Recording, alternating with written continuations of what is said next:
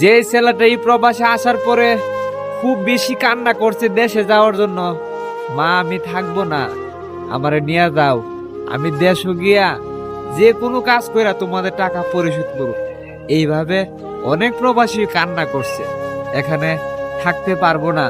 কিন্তু আজকে এরকম অনেক প্রবাসীকে দেখছি, আমি নিজেও একজন ওই প্রবাসী, ও তো কান্নাকাটি করছি, কিন্তু আমরা যাইতে পারি না এখন বর্তমানে বিভিন্ন সমস্যার কারণে দেশে ফিরতে পারে না।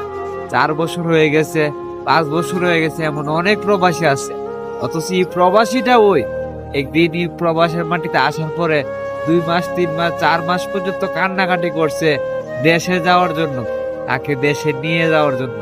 অথচ কেউই তখন সাড়া দেয় না।